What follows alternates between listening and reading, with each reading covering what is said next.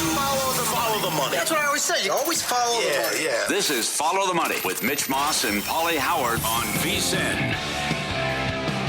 Pauly and Marc Malusis all week. VSiN, the Sports Betting Network. Mitch on vacation. Ralph Vacciano to talk NFL coming up at the bottom of the hour.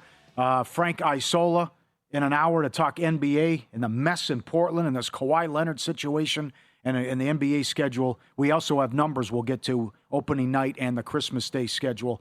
We'll get to those later in the show as well. We roll on with our conference previews with Paul Stone, Paul Stone Sports on X.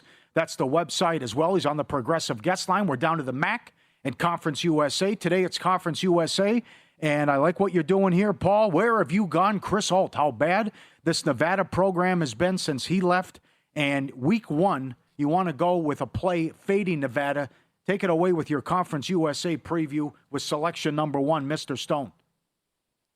Yeah, this week one matchup, Western Kentucky traveling west to play Nevada there at Mackey Stadium in Reno. Of course, a rematch from last season. And if you remember that game from 2025, Western Kentucky ultimately wins 31-16, but it wasn't easy. Nevada led at the end of the second quarter. Nevada led at the end of the third quarter.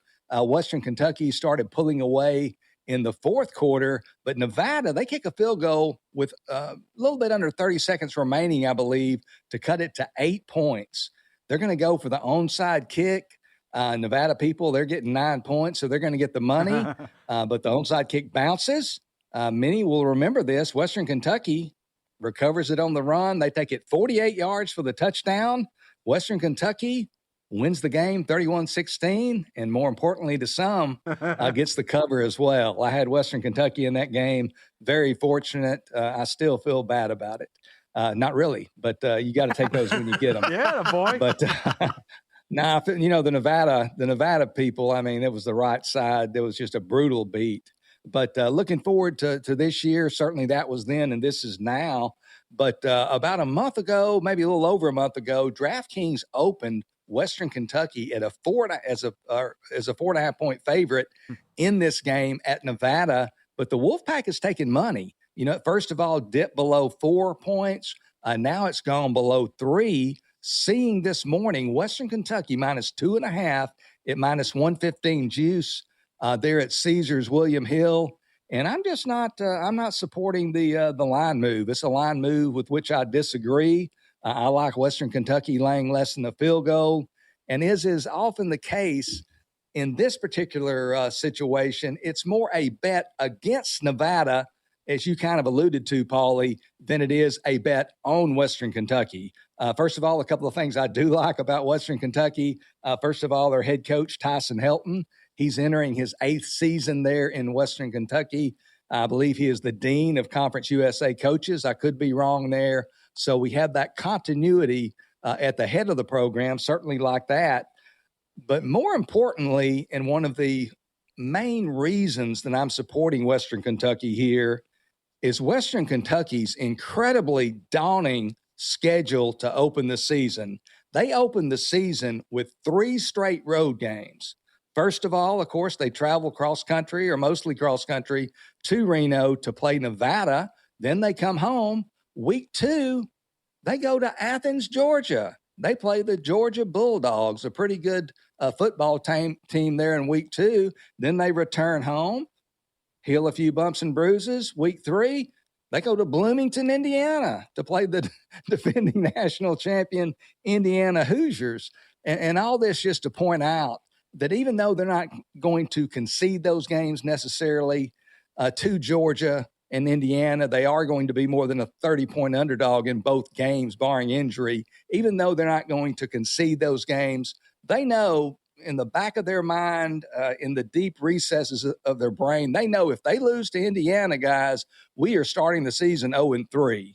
And even though that would still keep their Conference USA title aspirations, undisturbed and on the table and this, that, and the other, they don't want to start out 0-3. They don't want to have that tenor of the season there. So they're certainly going to put, I think, even more into this game than they normally would. And now we'll just hit on a quick few points regarding Nevada. And to be brutally blunt, none of them good. First of all, Nevada in games where the line is 4 points or fewer, so whether they are the underdog or the favorite, if the line's 4 points or fewer since early in the 2022 season, they are only 2-8-1 against the spread. And then you look at their record there against the spread at home at Mackey Stadium over the last 4 years. They are only 6-15-1 against the spread at Mackey Stadium, again, over the last 4 seasons. And then their straight up record, they are 10-39 straight up the last 4 years, an average of only 2.5 wins a year, no more than 3 wins in any given year during that term. I like Western Kentucky -2.5 over Nevada -115 juice, available today at Caesars William Hill. Old. Paul, we'll get to your, who you like to win Conference USA here momentarily. I'm just curious about the overall quality of the conference. If you're looking at teams, how deep do you think title contention goes? Can you go 4 deep? Can you go 5 deep with teams that are in contention to win Conference USA? Yeah, I'll tell you, Mark, I think you can go even deeper than that. I think these group of 6 conferences, with the massive roster makeover that they do from year to year, these group of 6 conferences are just even more crapshoots than ever before. So a team could come out of nowhere, really. I mean, I don't think that's going to happen. I think you've got to look at the rosters and evaluate the best you can. But certainly, Liberty's one team in that conference. Obviously, I'm picking them to win, but Western Kentucky's another. I mean, you could make a case for Florida International, Jacksonville State. Kennesaw State won the conference last year, but all these teams just lose so much personnel and bring in so much new personnel that it's really, again, a crapshoot and kind of a wide open roll of the dice in many ways. So you want to do a double shot here then? You mentioned it earlier. So you're picked to win it and also tie it into a win total here with Liberty? Yeah, first, Liberty is the team that I'm going to kind of do a double dose with, Pauly, and I'll just kind of blend the two together. First of all, I'm going to take them to go over their regular season win total of 8.5, and there's plus money to the over on that. So I'm looking at plus 110 available there at Caesars William Hill. And then I'm also going to recommend Liberty to win Conference USA, that available there at Circa Resort and Casino. The best price I'm seeing as of present at plus 280.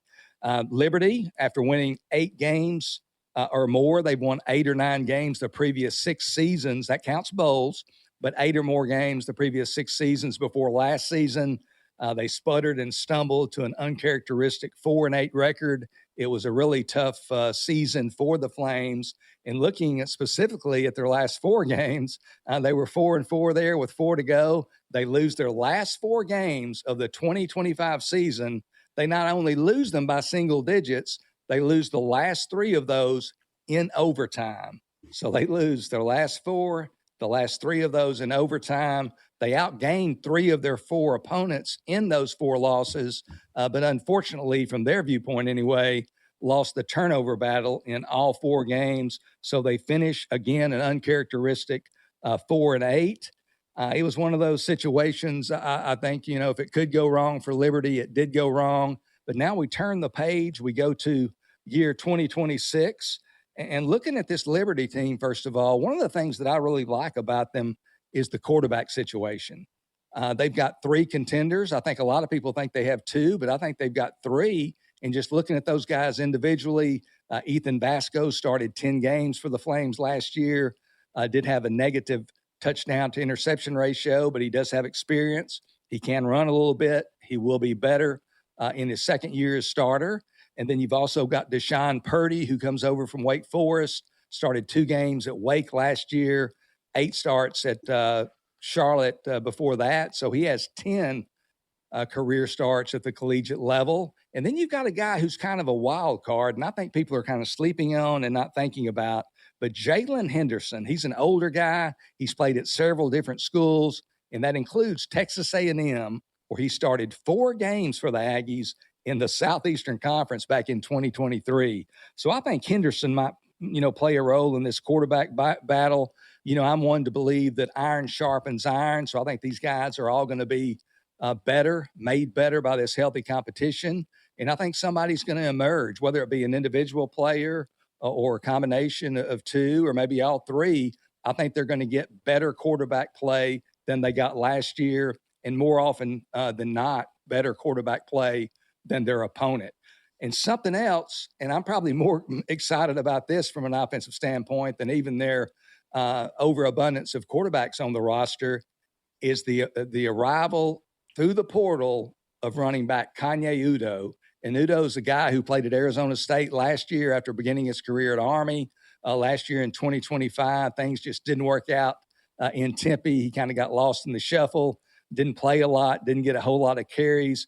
But this is Udoh's a 6'1", 220-pound physical guy. He runs angry. He runs straight at people. In Army back in 2024, he had over 1,100 yards rushing, averaged over 6 yards a carry. I think Udoh is going to return to his 1,000-yard rushing ways there in Lynchburg, zoning in on the regular season win total of 8.5. Again, plus small money to the over there.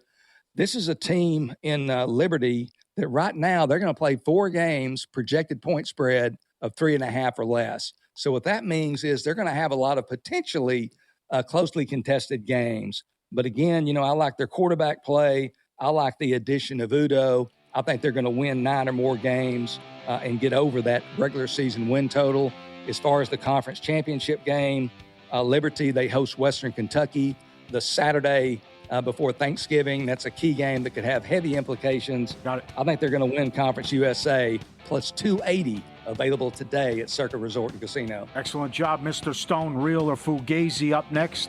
Travels at an all-time low with the headaches.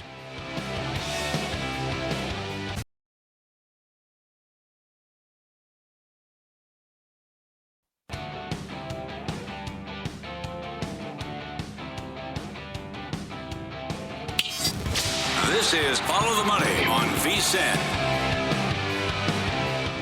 Mitch Moss and Pauly Howard are here to make you a friend of ours. That would mean you were made guy. Investigating what is and isn't legit. That's a fugazi. All right? That's a fugazi. I looked at it for 2 seconds. Seeing through the lines to make you a better. I know you know. And I know you know I know you know. The FTM Army is being sent for. In our thing, you get sent for, you go in alive, you come out dead. And it's your best friend that does it. These two wise guys would never steer you wrong. Forget about it. This is Real or Fugazi on Follow the Money. The best ever open. Phenomenal. It really is. Oh, it's so it's good an by the amazing crew. open. Yep. And by the way, if you want to check out the Westies, great job, J.K. Simmons, about Hell's Kitchen. And that's a great show. I know Richard Roper approved it as well. Real or Fugazi? Tommy John has got to be in the Hall of Fame. Not but to mention how many wins he has, but also because of the surgery. And to think how many wins he would have if he didn't have the surgery, not once but twice. Yeah, I think that's real. I really do. And I think he finished 286 career wins, I think was his final number when you're looking at Tommy John. And then you look at, as you saw the sad note that he put out, his family put out as he's in hospice care. Yeah. And, thanked everybody and thanked Frank Jobe and had the quote from his dad that will always be Tommy John from Terre Haute, Indiana. And you feel emotional. I mean, Tommy John, that surgery saved so many careers and saved Tommy John's careers. There's no doubt. And then how long he pitched in the major league level, how many wins he pitched. So I'm in agreement with you, Paulie. I think that's real. I think he deserves his day up in Cooperstown and be into the Baseball Hall of Fame. Okay. See what you think of this one. Travels at an all-time low. It's not worth it. Too many headaches. This is from Marco. I've never had a delayed anything for years. I had a work trip to Cancun back in 2021, company paid. 4.5 hours of flight delays. I have now had travel issues with either the flight or rental car 95% of the trips I've made since. Luke, yesterday, my return flight was canceled by JetBlue because we canceled the connecting leg JFK to Boston. I haven't heard or talked to anyone. Now no flight back to Vegas. Had to rent a car. Had to rebook a return flight on another airline. It just continues. Real or Fugazi, it's not worth it anymore. There's something wrong with the travel industry. Yeah, I think it's real. It's a nightmare. It really is. I mean, it's like a roll of the dice. If you're not the first flight out, if you're flying middle part of the day, that's why you got to book early because the plane's going to be there. Otherwise, you get to the airport whether it be the fact that you don't have a pilot because they flew too long, or you don't have stewardesses, and you don't have the flight crew because they need rest, or whether it be the plane's not there, or whether it be some mechanical failure. I think that's fair. You got to be first flight out, because otherwise it's just basically you're at the craps table. It's a roll of the dice. Absolutely. Totally agree. The headaches, and you see it all the time with what's going on, and people calling out airlines on social media as well. In light of the NBA coming out with the schedule for opening night and Christmas, a matinee to start the season, Detroit and Boston. More leagues need to do this other than Major League Baseball. Real or fugazi? I think it's real. Afternoon sports. Now, listen, I understand, we don't work 9 to 5 jobs, traditional, right? We're not out there, and we're not in the office, and we're not doing those things. But, I think afternoon sports works. I think you're opening the eyes to people. It might, you mean to tell me you're action packing, putting everything at 2 different time slots, whether it be the NBA, whether it be Major League Baseball and everything like that. Give us some afternoon action. It works in baseball. It worked for the World Cup. People are locked in. 3 o'clock starts, an elimination round. I mean, it worked. People couldn't get enough. Give me more afternoon sports. Yes. All right, there's a lot going on here. CBS announced Ross Tucker will now be paired with Ian Eagle, and J.J. Watt will be with Jim Nantz, the number 1 team, with the absence with Romo. Is this it for Romo? And why do these announcers make so much damn money, real or fugazi? Which aspect? Real. Do I think it's it for Romo? I think that's real. You do? I do. Yeah, I do. For some reason, I think that's real. I don't know what's going on behind the scenes. I don't have any information, the fact that it's real. But I think, reading some stories about, the corporate aspect when you're looking at CBS, everything that comes along with it, the negative publicity that comes along with it. He did the Newman Moose. He goes, I can't believe what took so long. I've been day drinking for 30 years, he said. I know, exactly right. And it's like, what's going, it was just the 10 minutes. I mean, if you're CBS, basically had to be like nails on a chalkboard. So I do think that's real. I don't understand. Like, Pauly, explain it to me. Am I watching a game? And I don't really have issues with it. People should make as much money as they possibly can. But the NFL, you could have anybody call an NFL game. People are going to watch. Yeah. It does not matter. Like, people are going to watch. Yeah. Like, it does not matter. Like, I'm going to pay somebody, $1.8 million, $2 million to be an analyst for a game to call Bills and Broncos. I'm watching Bills and Broncos on Christmas Day. I don't care who's calling the game, so it doesn't necessarily matter. And I don't have any jealousy about how much money people are making. It just does not add up to me. I don't understand for the life of me why announcers are getting paid as much money as they're getting paid. You're not watching a game for an announcer. You love the NFL. You're not tuning. Oh, well, Brady's Madden and Summerall were the best. No doubt about it. The best. And you can go back. People watch probably because they loved him and hated him, Howard Cosell. But you're not going to sit there and like, I have to watch the game now because it's Tony Romo or J.J. Watt. Right. Right. And here's where you give Madden a ton of credit. Madden helped build the NFL. Summerall helped build the NFL to where the popularity is now. Now it's like a locomotive. The NFL people are throwing money at the National Football League. They want to be a part of it. And I get it. We all love it. We all can't wait for the NFL regular season to start. I'm not watching. If it's a bad NFL game and you stick the 2 best announcers on the game, I'm not going to watch that game if there's something better to watch in the National Football League. Like, that's the way I draw the line. So, do I think this is it for Romo? In all likelihood, I probably think it is, yes. FTM@vsin.com is email. You can tweet at us as well at VSiN Live. I was watching this live when it happened. It was June 1997. Farrah Fawcett had the worst late-night talk show appearance ever on David Letterman, where she couldn't complete a thought, a sentence, and was distracted. She was so bad they had her on for 2 segments. She thought the skyline was real behind Letterman. I'd like to know what she was. I can't figure it out because she wasn't drunk. And she's a class act and rest in peace, but she did so many interviews. I don't know what her deal was that night, but it was an ultimate fiasco. Do you real or fugazi? I think that's real. And that's when late night TV was late night TV. No when doubt. You had it was, now it's, and obviously it's completely and utterly changed. But I went back as saw the rundown, went back and watched the clip. It was, a right train off wreck. the bat. I mean, right off the bat. Something's wrong.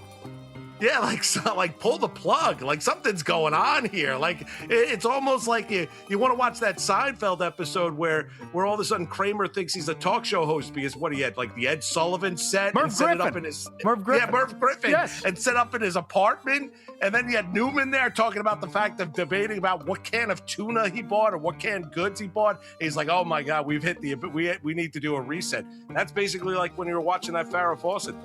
Oh, there are two women in the front row who are dying laughing, and she's easily distracted. She can't finish a thought. She doesn't slur. She's on there promoting her Playboy appearance. But then she tells a story of the last time I was in New York, these drunk men were chasing me, and I had to escape through Central Park, and I made it out. And like Letterman doesn't even say anything. They just move on to that. It was unbelievable. You can't count the Joaquin Phoenix thing because that was an act. Because we know that was an act. Yes. So this was, she later said, my manager told me to play the spacey, ditzy blonde thing, like to promote the Playboy. But this is just, it was an unmitigated disaster, how she was out of it. But here's where I give Letterman credit. Like Letterman's great with those uncomfortable moments because because he would lean into the disaster aspect instead of panicking, as you mentioned back. He laid back and basically let it just like be as uncomfortable as possibly can. And with it being so uncomfortable, it actually became memorable because we're talking about it all these years later. Yes, I know. It's got so many views, and it's the all-time worst performance on a late-night talk show. What's funny about that? Craig Kilborn was following her, and he got bumped because it's like we had to keep going with this because it was just unbelievable theater and bizarre television what was going on. Football's back. Some of the best betting opportunities of the year start with the NFL preseason. You know it. And the depth charts from Humans. How about the numbers I ran down earlier? Get all the trends from Mackinnon today. Oh, it's good.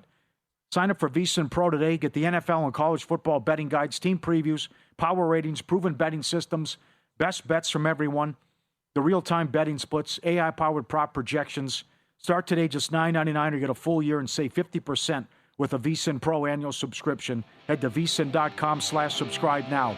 vsin.com/subscribe now. Help me out, because she wasn't drunk. What was she on, and what was the issue with Farrah Fawcett during that bizarre interview? Ralph Vacciano, a good fella, coming up next to talk NFL. He's high on Diggs to Washington. What does he think of the Eagles? And some good NFC talk coming up next on Follow the Money.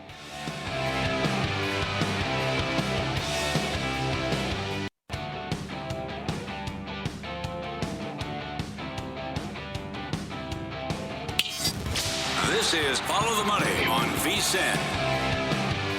Let's get hardcore NFL right now. Back on the program with Ralph Vacciano, Fox Sports NFL reporter. He's got a great article up on the New York Giants. Harbaugh, a breath of fresh air, and he joins us on the Progressive Guest Line. Follow him on X as well. Thanks for the time, Ralph. He is a breath of fresh air. Will it result in 8 or 9 wins, though? What do you think of this Giant team? Yeah, I think probably I would lean a little more towards the 8 side of it. It depends, really, because I put this in the article, too, that if, you're going to tell me that Malik Neighbors, their top receiver, and Cam Scatterby, their top running back, are both there on opening day and they're exactly where they were last season, pick up where they left off, and they'll stay healthy, then I might be in on them being a borderline playoff contender. But I think that's a lot to hope for those two. They both are coming back for some pretty serious knee injuries. Scatterby seems to be a little farther ahead than Neighbors at this point. But they're better than last year. They're going to be much better coached. You figure the quarterback will take another step in the right direction. But they were a 4-win team. So, you're probably looking at a team that's got 7 wins if everything goes right, maybe 8, and hopefully they stay in contention until late in December. Ralph, down in Philadelphia, I want to ask you about Hurts. New offensive coordinator, obviously offensive line has got to stay healthy, but they've got some age on them. No A.J. Brown headache to deal with. He's up in New England now with the Patriots. What's your take on this version of the Eagles? Yeah, I have a little more concern than I've had in past years. This team, for exactly the reasons you mentioned, they're Jalen Hurts is changing offensive systems again, so we don't know exactly how that's going to work. He lost his best receiver in A.J. Brown, which they seem to want to do. They think it's maybe going to be addition by subtraction, but Devonta Smith and the rookie Malachi Lemon is, or Kai, I can't think of his first name off the top of my head at the moment, but the two of them have been out with hamstring injuries for a week, and those tend to linger. So they might be a little thinner in the receiving core than we had hoped. I think they're good. Obviously, they are aging a little on the offensive line. It'd probably still be a strength, but I don't know if it'll be the same strength pass. So I've got some worries. I think they're still the class of the division, but maybe not the lock that I thought they were in recent years. Okay, interesting. You're high on Diggs going to Washington. This team's a conundrum. From 12-5 to 5-12. What do you think of the Commanders? Yeah, I thought that in the offseason their biggest problem was going to be they had no weapons around Jaden Daniels. Terry McLaurin is an underrated receiver, but he's 31, I think, coming off his first real injury-plagued year.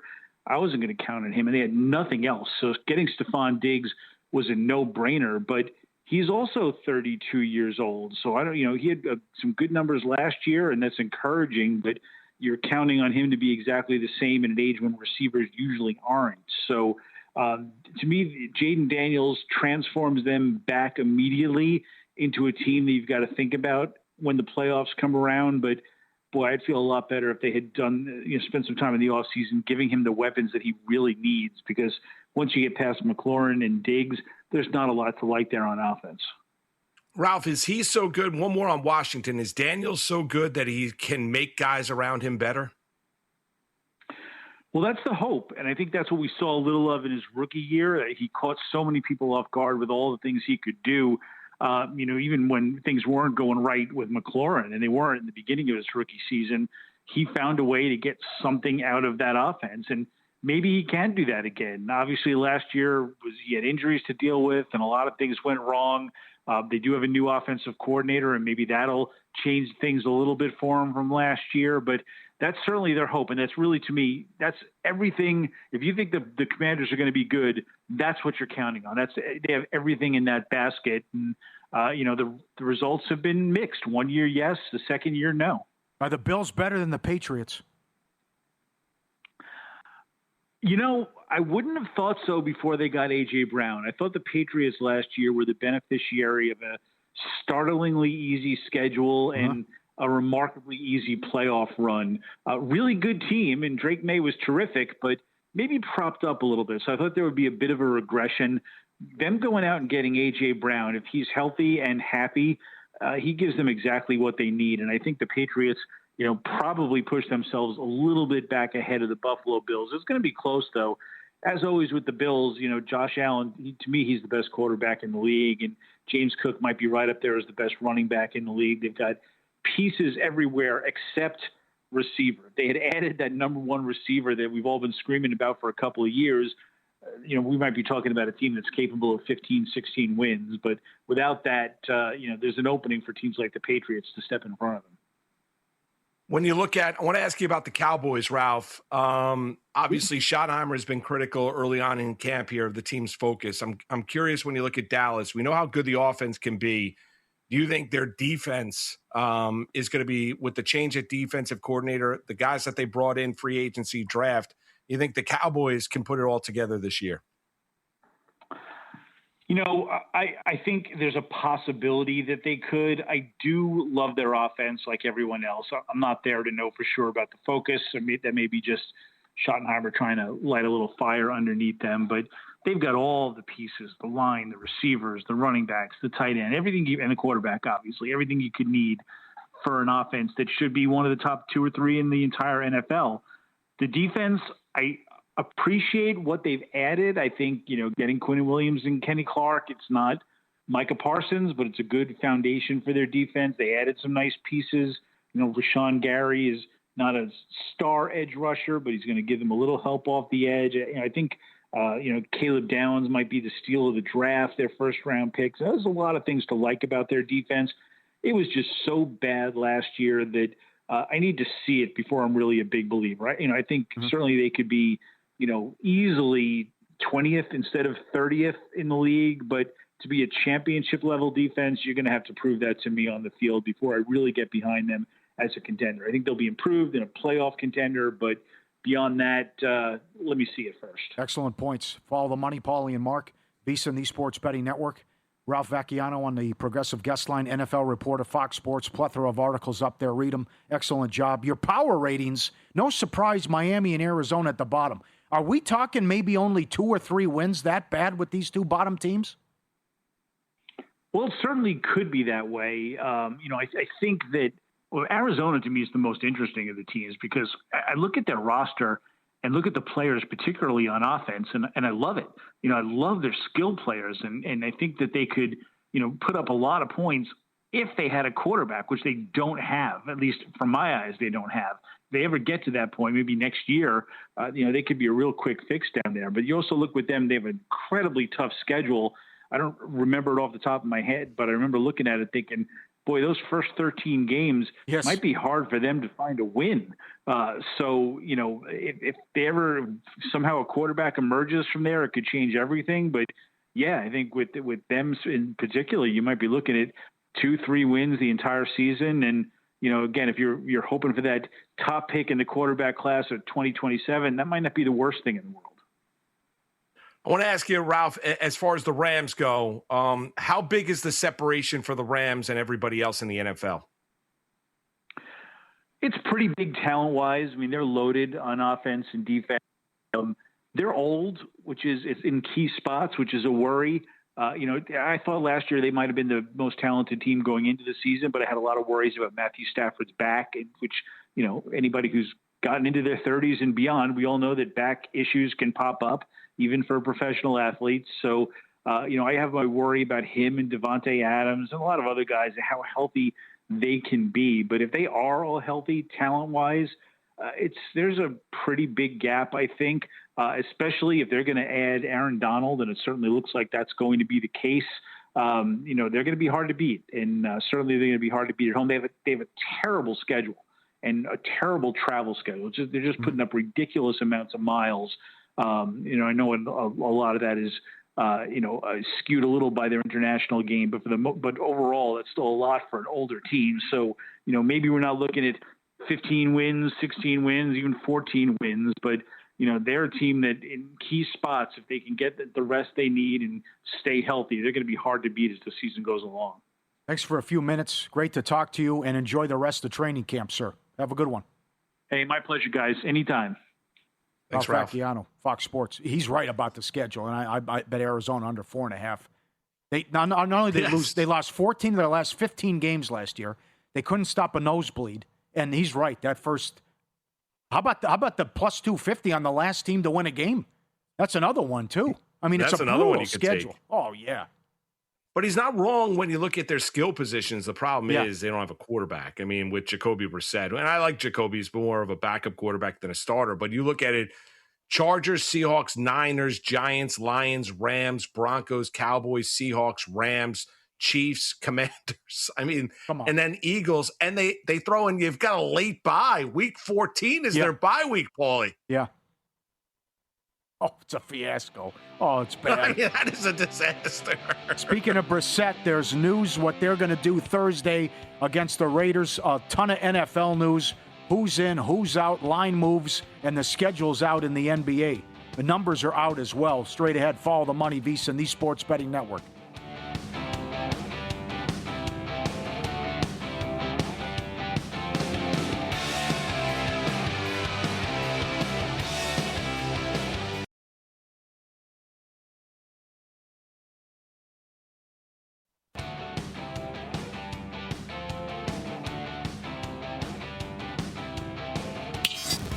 This is Follow the Money on VSiN. Ton of NFL news today. Let's start in the preseason. Packers now favored at Pittsburgh. Jordan Love will play. He might be throwing to you, Moose, with all the injuries at wide receiver, though. And I don't know how long he's going to play. I got some money quotes from Mike McCarthy we'll get to Thursday when we talk more of the game. I agree with the move. 37.5 will up to 39.5 with the total, as Matt Humans wrote at vsin.com. Last year, week one preseason average score, 45 points a game. as the games exploded, and you saw what happened in the Hall of Fame game as well. Yeah. Cincinnati laying 7 against Detroit. Burrow and the starters will play. I know you have to trust Zach Taylor here, who's been horrendous in the preseason, but hold my beer, Dan Campbell. Detroit's on a 2-10 run straight up in the preseason. It's undrafted rookie Luke Altmaier taking the majority of the snaps in this game for Detroit, with Teddy Two Gloves retiring, and they just signed Dobbs. Colts are now favored. There are threes almost everywhere. No Drake May. It'll be Tommy Cutlets in New England. Richardson will start, and he's battling with Riley Leonard for the backup to Danny Dimes. So that's what you want with a quarterback battle in Indy. They're up to 3 and under money coming in on that game. And Brissett and the starters will go out there. Probably only a series, though, LaFleur said. That total's moved 2 points. Raiders down to 1.5 out here on Thursday. And our Titans are up to 5 now, Moose.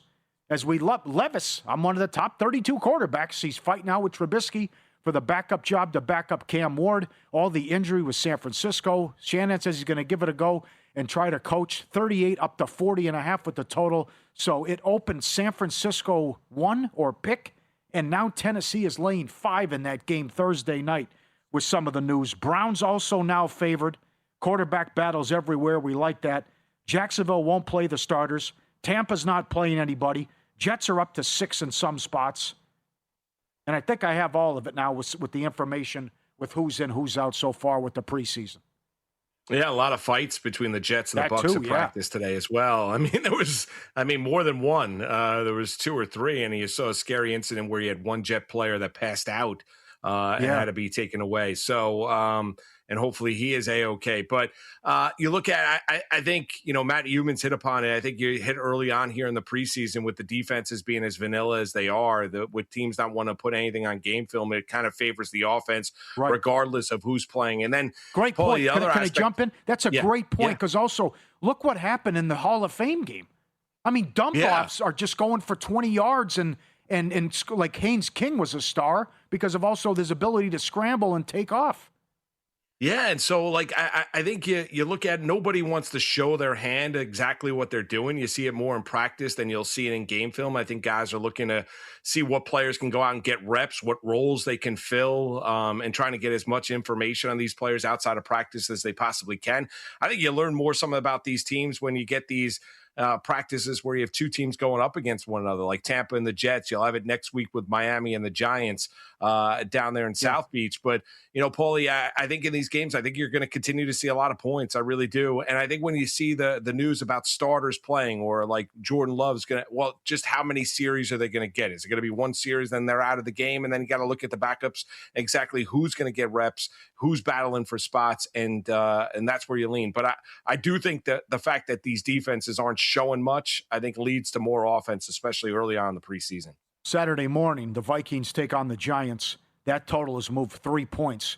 Both teams with great quarterback depth charts, and should be high scoring in that game. A 3-point move on the total. And the other news today, it's official. Kyler Murray will be the starting quarterback for the Vikings. He beats out McCarthy, although it was ugly early on. A guy covering the team said if it was a fight, they would have stopped it after the first round. Although Murray has struggled the last couple days with some interceptions. But I think this is great news for the Vikings and Vikings fans, and over 8.5. It's certainly Paul Allen earlier today on the network saying this division's up for grabs. I'm totally with him.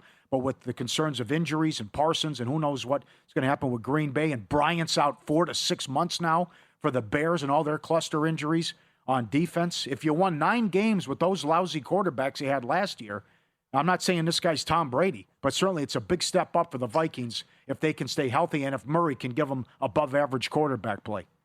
Yeah, and they're getting him at a discount due to the fact of the price they're paying for him. And can he be better than what we went through it before? I mean, you look at what they got production-wise at the quarterback play. I mean, J.J. McCarthy had more interceptions than he did touchdowns a year ago. I think it was 18 to 21 touchdowns to 21 interceptions. And you saw the frustration from Justin Jefferson. Listen, we played a clip from JJ earlier in the show. I'm not a Kyler Murray fan. I don't think there's many outside of family and friends that are saying to yourselves, yeah, you know what? He's going to find it. He's going to be the quarterback that he was at Oklahoma. He's going to show himself to be a true number 1 overall pick. I don't think that quarterback is going to show himself here in the National Football League. We've seen flashes of it, but they don't need him to be that. They just need him to be competent, Paulie. Can Kyler Murray be competent, right? Can he go out there and get his playmakers the football? Don't turn the football over. Play smart. Do all of those things, even given his size. I think that's what you're looking for in Minnesota, because I think if he can do that, given some of the concerns you have with the other teams, listen, Detroit's got a favorable schedule this year. There's no doubt about it. And I like the fact that Dan Campbell's no longer calling plays out there in Detroit too, because I thought he was a terrible play caller. However, the concerns I have about the Lions are they going to stop anybody? Look at that defense. You know, they might score some points. They're going to give up a lot of points. The Chicago Bears, you mentioned the rash of injuries. What does it look like for Ben Johnson year 2 with that offense, with now a trimmed down Caleb Williams?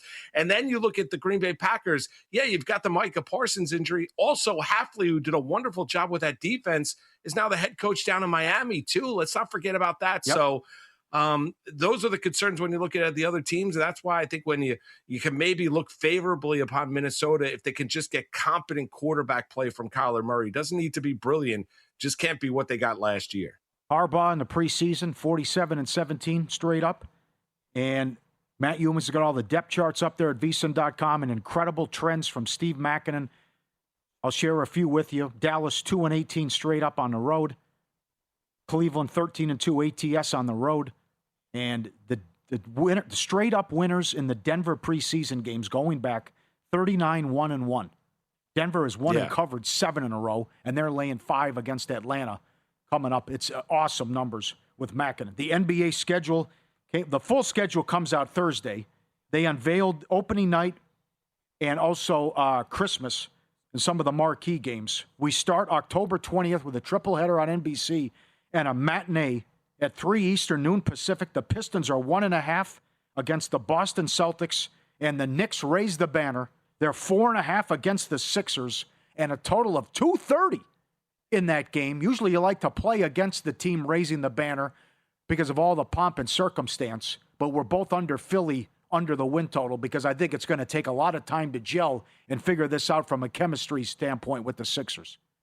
Yeah, I don't think there's any doubt. And I think they're okay with that. Like, this is not a matter of making a statement during the regular season. LeBron went to Philadelphia to try and win an NBA championship, right? And so if they have to, drag Joel Embiid throughout the course of the regular season to make sure that he is healthy and can try and stay healthy here, come April in the NBA playoffs, Paul, I think that's the goal. We mentioned earlier, the East is now really loaded and with a lot of contenders to potentially make the playoffs. I think for the Philadelphia 76ers, I got to say it publicly, their goal is to be a top 6 team in the Eastern Conference. That's it. It's interesting when you look at that line because Brunson coming off the wrist surgery. We'll see exactly what version of Jalen Brunson it is early on in the regular season, after he played through it with the playoffs, and that was obviously a shooting hand. But that is going to be some scene at Madison Square Garden when they raise the banner to the rafters with LeBron and Philly in town. At Caesars and Will Hill, the late game, Spurs 1.5 at home to the Thunder, total of 230. And then 5 games on Christmas. The Knicks, in a rematch of the finals, host the Spurs. What a schedule on Christmas. A triple header in the NFL and 5 games in the NBA. The Knicks are 1.5 against the Spurs. The Celtics are 5.5 against the Heat. LeBron goes back to L.A. to take on his son. Sixers 1.5. This is the first time in 8 years the Lakers aren't playing opening night as well. Thunder 3.5 at Minnesota. Denver 2.5 against Golden State. In all your years covering sports, and we'll talk about this with Frank Isola coming up, how bizarre is this Kawhi Leonard story? And that he's holding things up. Imagine if you have a future ticket on the Raptors. It's insane. Like, it really is. But, and then you see the backstory that Toronto was warned, and then they were warned again. Then it holds up the trade. Like, everything that has come along with it. Here's my question. How does the NBA, first and foremost, the trade gets announced, and then it's like a week later that the trade gets halted, and they're still continuing the investigation. Like, it all of a sudden crossed, Adam Silver's desk. Oh, wait a second. Kawhi got traded to the Toronto Raptors. Like, the whole scene is odd and strange, and the investigative reporting that's being done here, clearly something wrong was done to circumvent the salary cap out there in Los Angeles with the Clippers and Kawhi Leonard, and we'll see exactly how it ends up. Oh, the odds are plummeting on Kalshi and Pauly market, his next team odds. Plummeting on Toronto. Now L.A., going back to L.A., is taking a lot of steam. Frank Isola, Sirius XM NBA Radio and PTI coming up next. His thoughts on the schedule the Knicks raising the banner, and the league has created a mess in Portland.